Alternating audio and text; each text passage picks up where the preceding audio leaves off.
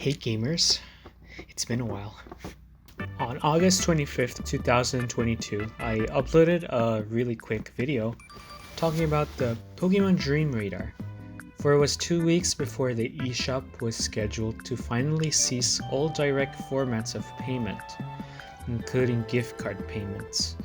At the time, I was just happened to remember about the app on the 3DS and desperately wanted to make a video without a script, thus the heavy amount of annoying pausing, which I truly apologize if you just watched the video. So with that out of the way, let us revisit the Pokemon Dream Radar and gather the full report. What exactly is the Pokemon Dream Radar? As we dive in further, this is an app that is available on the Nintendo 3DS. Released on the Nintendo 3DS eShop on October 7th, 2012, the Pokemon Dream Radar is an application that granted players the ability to use their handheld console's camera to capture Pokemon that lie beyond the dream clouds. At the time, this received great popularity, and many were in for the craze, as the game presented really great benefits that many new players now will most likely forget if not for this video. That said, you received specific Pokemon and items, and after you captured your prizes, if you have a physical copy of Pokemon Black and White 2, you can transfer the Pokemon from the Dream Radar to your game. But wait, there is more. Before you go too quickly to your eShop on your 3DS, there is one thing I must warn you about before you get hasty. Just as I said that you need a physical copy of the Black and White 2 game, there's another catch to the Dream Radar.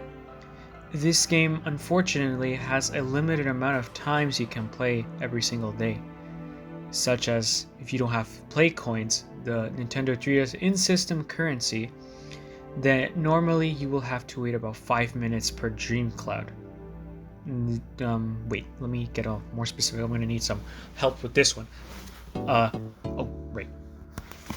Here we go. According to my source, Bulbapedia.com, it states that there are two types of dream clouds, pink and stormy. Pink clouds increase and decrease in size, while stormy clouds glow yellow. Pink dream clouds normally break into 3 dream orbs when hit, but can't break to 4 and to 5 dream orbs if hit while at their largest. Stormy dream clouds always break into 4 dream orbs. Dream clouds break into fewer orbs when there are fewer dream clouds present upon entering their inter-dream zone. Stormy clouds can contain Pokemon instead of dream orbs. After the player has harvested all the dream clouds and leaves the inter-dream zone, one will instantly regenerate, while the others will regenerate over time at a rate of 1 cloud every 5 minutes after the player has harvested them. In short, after your play session, while you do get 1 cloud instantly regenerated, it takes about 5 minutes of regeneration per cloud. Theoretically, you could start a game with fewer clouds than your first session, but you must keep in mind that you will then be more likely to find smaller rewards, meaning you will probably find yourself in items instead of a Pokemon that you could take home to any game if you want at this moment. If you want some context, at level 1 you get 10 clouds, at level 2 you get 15, then 20, and then 25 clouds, with a maximum being 30 dream clouds. If you're at the maximum level, you'll have to wait about almost 2.5 hours before they regenerate. But to be fair, the more time you spend on this game, the more time you'll have to upgrade the following equipment for context, and the greater chance you'll have at capturing more Pokemon per session. But I won't get to that because that'll be another type of video. This is mainly to give you an idea of what you can do if you put in all the time. This is why if you have at least 5 play coins, as I stated earlier, you can restore a session of clouds to the maximum amount. Beware, you only have 3 chances per day, so use them wisely. As for the Pokemon items, I will get there very soon. All good things must come to an end eventually, and that is what Nintendo seems to desire for the eShop as well. When I personally heard of this news, I was devastated and disappointed that my childhood was finally about to move on. I was also there when I saw the discontinuation of the Nintendo WFC networks on the DS Wi-Fi servers in 2014.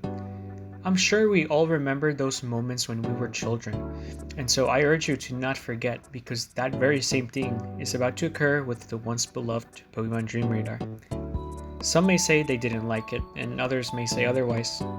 Well, I say as a kid, seeing that 3D Thunderous pop out of the screen with that tense soundtrack is also exciting for me, and all that will disappear from the world on March 27th, 2023.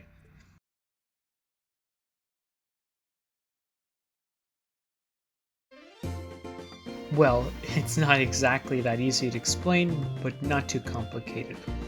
Although some of these Pokemon may be useless to others, it may be useful to some, so I won't be picky about this and will provide all the information, as I am someone that provides tips and news. So, let's say you just got the game. What will the game offer you first? Let's call this Tier 1, the tier in which you just started the game and have less than 2 days of activity. In Tier 1, you have the following Pokemon: Swablu, Riolu, Munna, Sigilyph, and Drillfleur.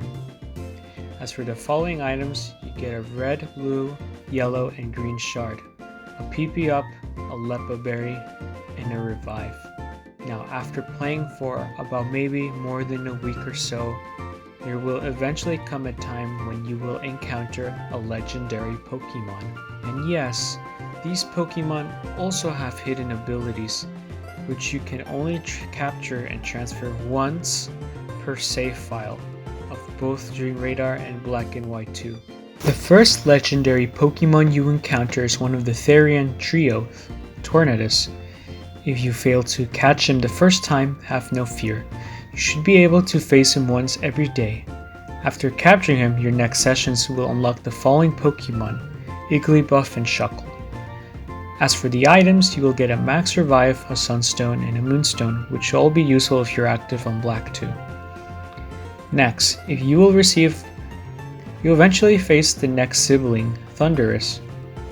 After capturing him, these next Pokemon will be available to capture: Staryu, Porygon, Ralts, and Bronzor.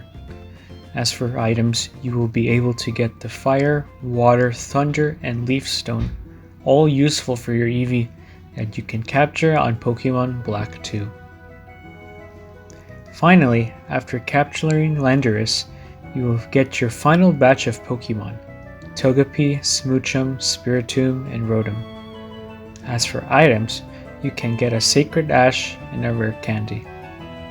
What is more is that you can always face these trio again with a certain amount of Dream Orbs, but you cannot capture them again as they are just a simulation anyway. You do, however, get more items. Here's a list for context. But still, there's yet more Pokemon you can capture. If you know one of the following special signs, you can always capture these following Pokemon via extension. And yes, they too have hidden abilities: Beldum, Slowpoke, and Hoothoot. How to obtain them is shown on the screen right now, so take a few seconds to pause in the video and take a screenshot. And now, even more legendaries to capture, but you need the specific games to capture them. If you have Pokemon Diamond on your 3DS system, you can capture Dialga on the Dream Radar at no cost. If you have Pokemon Pearl, you can capture Palkia. With Pokemon Platinum, you can capture Garantina. With Heart Gold, you capture Ho-Oh, and with Soul Silver, you can capture Lugia. Last but not least, what levels are these Pokemon once you transfer over them to Black and White 2?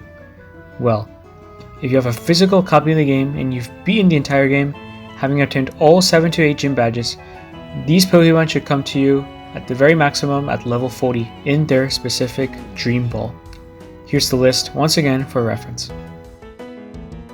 Now, how much does the Pokemon Dream Radar cost? Simply, according to Nintendo, depending on your region, if you're from North America, it should be $3 USD plus tax. Before we conclude the video, there are a few things I must establish. If you don't have a physical copy of Black and White 2, then you'll have to look towards eBay. But just be aware that even now, these games are high in prices. I believe I saw a copy of White 2, the same game I have with me right now for over 189 USD. Quite outrageous, but it can be helped. That said, if you keep looking, you're bound to find good prices, although if this video gains more publicity, it might be harder to find a Black and White 2 game. Which brings me to my next point. Only get Porygon Black and White 2 and Dream Radar if you're willing to put the time to it. Lastly, I would get the game as soon as possible, because together with Porygon Bank and Transporter, after March 23rd, you won't ever see these games legally ever again. Also, you'll need Pokemon Bank and Transporter. I cannot stress that enough. Without, how the hell are you going to transfer your Pokemon from Black and White 2 to Gen 6 or Gen 7 in order to use Pokemon Home for your Scarlet or Violet game? See what I mean? There's so much to consider, and so that's why you mustn't forget all the things needed to be a decent trainer out there.